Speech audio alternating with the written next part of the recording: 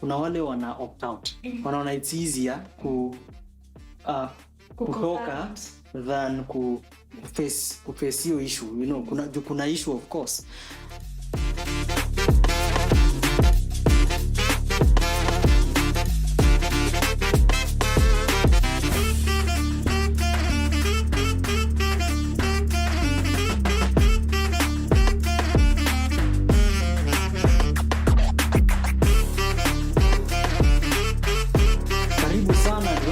Show. I'm your host Kevin Nganga.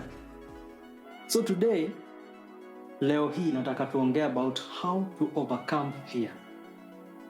Sijui kama ushajipata in a scenario where umekuwa in a toxic relationship and then mka break up na your either boyfriend or girlfriend, and then along the way unakuwa na hiyo fear ya because ulikuwa umegive so much in the previous relationship, hautaki ku give any more to the next one.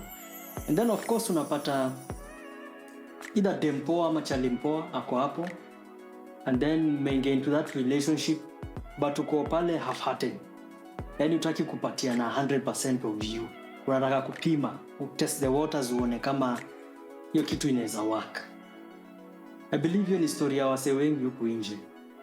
Ama ushajipata pia na situation whereby ulijaribu biashara moja and then ikafail, and then ukajaribu ingine ikafail. So umejaribu like 4 businesses na zote zimefail, and then all of a sudden unapata idea fiti sana ya kuanza biashara yenyewe for sure iko na chances za kusucceed, lakini uko na fear, unaogopa through hizo experiences zako za failed businesses zenye umekuwa nazo in the past, unaogopa kwanza hii biashara nyingine, unakuwa na fear. So hata ukitake hizo steps zinakuwaga very carefully taken.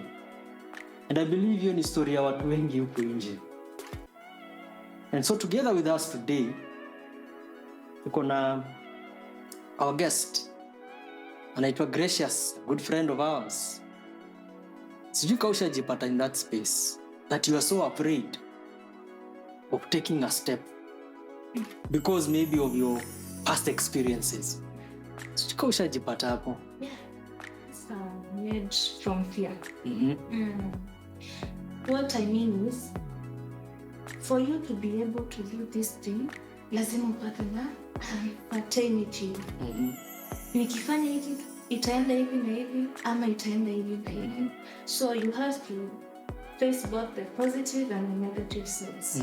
So fear iko tu all over. So fear inaweza make ama inaweza break. Inaweza kuparalyze so that you are not able to move forward, ama inaweza kuwa motivate yenye inaweza kupush forward. Fear can be a motivator. 2, fear can be a demoralizer. Mbona najicontradict? I'm sure umeuliza. Exactly. Yes. Yeah. Fear inaweza kuwa a demoralization aje. Fear ila kuanga demoralization, tuseme nilikuwa nataka kuanza project na nimeona watu wengine walianza hiyo project ikafail. Niache hiyo project without even asking mbona projects zao zili backfire, mbona zili back up. Unaona hapo fear imekuwa demoralizing.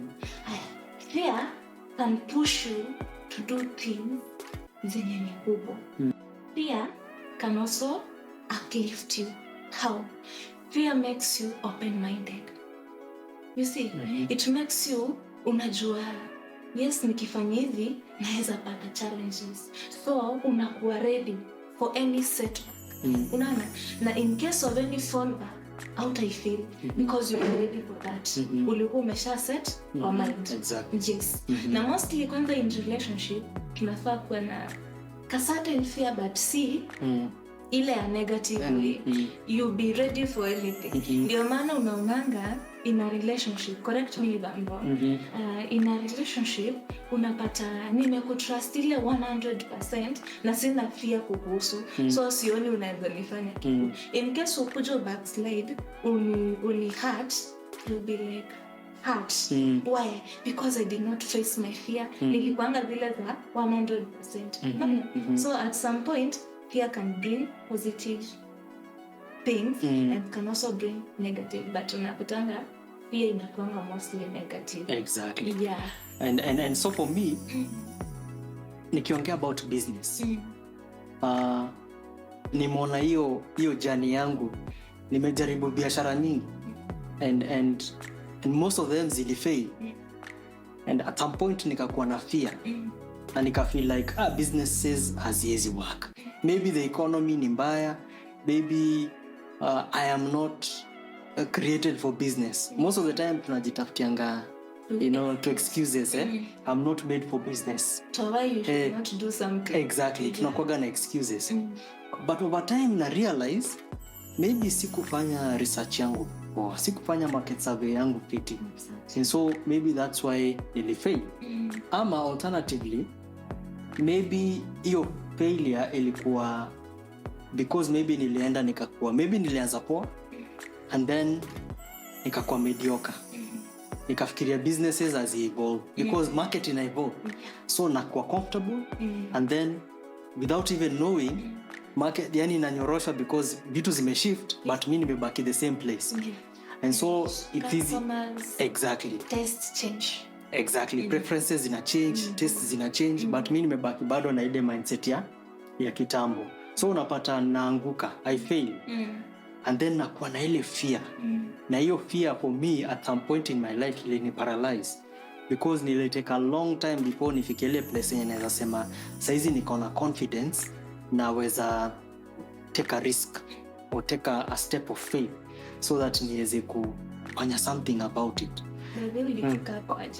Mimi journey yangu imekuwa a long one because over time nika realize that mimi I am more oriented into business. You miss jai employee all my life. I think nimeemployee once or twice na zote hakuna inilisha. The first one nilikaa for 30 days ikaisha. The second one nilikaa 4 months ikaisha. So sijai kuwa employed my whole life. So for me I'm like kama sijakuwa employed all through and then uniambie sasa niwache biashara, so nitafanya. You understand? And so na pia nikapata watu wananiambia risks are supposed to be taken at a certain age in your life. Huwezi take risk ya biashara when you're in your 60s. Unaniget? Because age pay may catch up, there are things you cannot do. Unaniget? So when you're younger ndio uko supposed to take risks. So hiyo ndio concept nilipick. That when I'm younger, I'm supposed to take risks because niko na capacity ya kuabsorb hiyo pressure. Like ule mtu ako 60s, 70s because of course of chronic diseases and all these things na pressure, mtu akifail itakuwa challenging kwake unlike a young person. So that's how I overcame the fear because I think pia ilikuwa fear. Ilikuwa fear pia. Unakumbuka mzee wa KFC? Amekuja kusucceed akiwa mzee kabisa. Exactly. 60. Ilikuwa 60? I think 73 hapo. So, huwezi niambia ati age is a limit. Exactly. To exceed. Exactly. Age can never be a factor ya kusema nilikosa kusucceed juu niko miaka. Exactly. So hiyo fear vile umesema, it was the fear that maze, between this age and this age you're supposed to be to try out new things ndio niweze ku. So for me hiyo fear pia ilikuwa motivator and that's why I always try new things. Always nakuaga kwa market nikiangalia hizo gaps zenye ziko. But I know out here your story is the same. Kuna ule mwenye amefail once na amesha give up. Na ako na hiyo fear, ako so paralyzed na fear hata hawezi take the next step. Unaweza ambiaje mtu kao? Kuna vitu zinaitangwa workshops. And for you to overcome fear ya business wise, I think you should get more knowledge. Na unaweza zipata through workshops. Unaona? Yeah. So, I don't think fear inafaa simamisha place moja. Yani umetry tu mara moja ukagive up. No. Go back and look at what you didn't do right. That's how you utaenda upate, kumbe sikufanya hivi, ndio maana ikulienda hivi. Yeah. And that also brings me back to another aspect ya life. Najua watu wengi wako kwa hii stage. So kuna a lot of single parents out here. Mtu aliingia into a relationship at some point and then haikuwork. But kuna product ya mtu hii. And so huyu mtu amego through hiyo journey ya pain, hiyo traumatic experience. People rush to divorce. They are afraid of facing the fears in marriage. Yes, you should not. Personally, I don't advocate for divorce.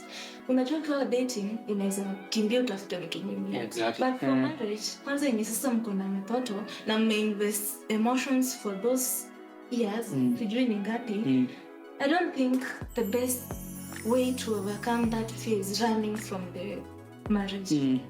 You should sit down, muangalie mlifanya wapi vibaya na nani anafanya makosa and you accept it na mcorrect. Yes, and that's why I'm saying watu wengi wako na hiyo fear. So kama hiyo example umepeana, umesema kuna wale wana opt out. Wanaona it's easier kutoka than face hiyo issue, you know, kuna issue of course. And so for me na try kuangalia in two ways. Kuna wale wako single parents, hawakuwa married. In ile tu of course relationship, dating and all these things, na walipata watoto ama mtoto and then inakosa kuwork. And then after some time ana feel ako ready, amepitia through hiyo healing journey yake na ako sawa, amedeal na hiyo past. But then ako na ile fear ya maze itakuaje, number one, ama single parent, niko na mtu hii. Kuna mtu anaweza taka story yangu kweli, you know, na niko na mtu hii hapa, na huyu mtu hii always anamremind of that first experience. Unaelewa? So ni kama just kuona huyu mtu hii ni kama it's like a fear yenye huyu mtu ako nayo, yenye iko always there, it is visible. Sasa kuna ile invisible na kuna ile visible, as in this is a byproduct of a failed relationship. Get? Na akona ile fear ya ninawezaje kukuwa na healthy relationship despite the fact yenye labda amepata msempoa mwenye ako willing ku settle down na kupata umtoi kama wake, but then akona hiyo fear ya to commit, exactly, kutake your step ya kusema ile ilikuwa past, ule alikuwa a different person, this is a different person, I know better, I have learned from my mistakes, but now niko ready to take your step. Kuna watu wengi wako kwa hiyo space. Unaweza waambia nini? One, ufai kuchukua mtoto na uweke hiyo ni mentality ati anakukumbusha something. Hiyo inaletanga hatred by the way. Do you know that? Second, ukipatana na huyu mzee na ako ready kuchukua pamoja na mtoto, usianze kuona ati akimchapa you feel like ni kama anamuonea. Unajua kuna tu walevo. If you correct that kid, juu si wako na ni kama unamstreet juu si blood yako. First of all, forget about that past. Let it go. Usiweke huyo mtoto kama your past. Yes. Ona kama huyo ni mtoto wako na it was a blessing. It was a learning step. Uli learn, but don't take it negatively. Yes. Well, I think you make a lot of sense, because watu wengi wa in that situation wanaonaga watu wengi kama it was a mistake, it was an accident, this is an accident. You know, me personally, I grew up being raised by a single mom. And totally mimi nimegrow nikiwa inafanya tu kuimagine babangu anakaa. Unaona? So there was that ile kwani mbona baba tutafutangi, mbona akujangi mahali tuko, hizo question. But I came to realize, baby, as a single parent, don't ever speak ill of the other parent. Juu ndo hii ana growing akihate yule parent, you know, children and your relationship are different.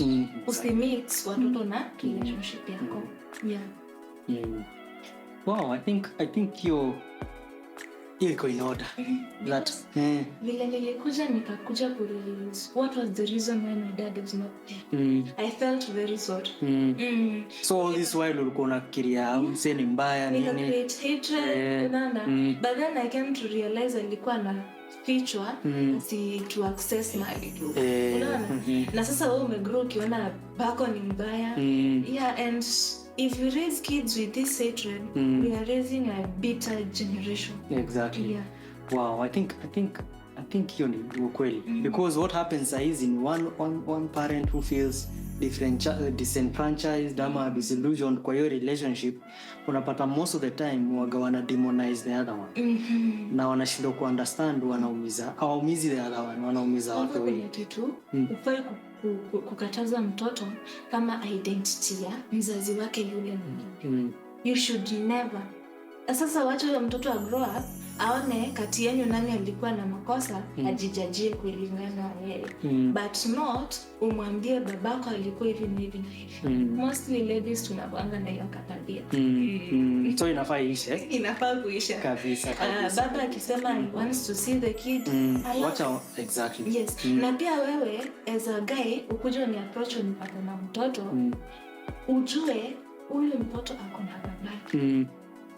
So yule baba akitaka kumuona, usianze kusema ati hiyo bibi yako ni kama anarudiana na mtu wake. Kuna hiyo kitu inakuanga kwa relationship. Ati ukipea huyu mtoto akipatiwa attention na yule baba mwingine, you feel like unanyima. Wow. I think hiyo ni deep. Hiyo ni deep stuff. So acha nikuulize another question. Yeah, a bit personal. Because najua itajenga mtu wako pale out there. Kuna any fear yenye umekuwa nayo in your life? There's this one thing unataka kufanya in life. It could be a career, it could be a business, it could be anything, a project or whatever, or a relationship, whatever it is. Umetaka kuifanya, but uko so paralyzed by fear. Ama alternatively, will you take your step of faith? Ukamua, despite the fear, bado na push through. Na uka push through na ika work out. Unaweza share na sisi maybe a story of something that maybe you had fear for, but the moment will take your step of faith, ukaanza kumove, ukarealize si vile ulikuwa unafikiria before, kumbe inaweza work. Kwa hivyo hii fear ingeni limit na ingeni hinder from experiencing this thing yenye ili bring a lot of blessings to your life. Me personally, nimegrow na a big fear of being in a relationship. First of all, I was raised by a single. So nilikuanga na relationship don't work. And as for me, nitatafuta watoto na nitafute pesa. Full stop. Ungetafuta aje? Hapo ndo kulikuwa na kizungumkuti. Unajua unasemanga bestie will be there for you. Exactly, yes. So, mi nimepitia experiences zilinifanya nichukie tu from sexual assault at a young age. And why I'm saying it without fear because I can it. Yeah, and I can voice it to help someone. Exactly. The other one was not having my dad around. So it was like, wanaume are going there for their babies. So why should I find a man? So wote wako hivyo. The other one ilikuwa zile za mwanaume atakupea stress. Yes. Mwanaume atakupea stress. Alafu ni kama karma ilikuwa inataka kuniprove right. Proving me right or wrong. Nikaingia kwa relationship and it didn't work. I met a toxic man. Ukasema confirmation. Nikasema me and relationship. But let me tell you, nikakaa chini, kuna vile tu nijianza kufeel empty. And you start feeling like you need to be loved. You need to have a man who loves you. Kuna hiyo emptiness. Let me tell you, hata watu sema I'm a single parent, unajua nafikanga wana need company. Yeah. You need company at the old age.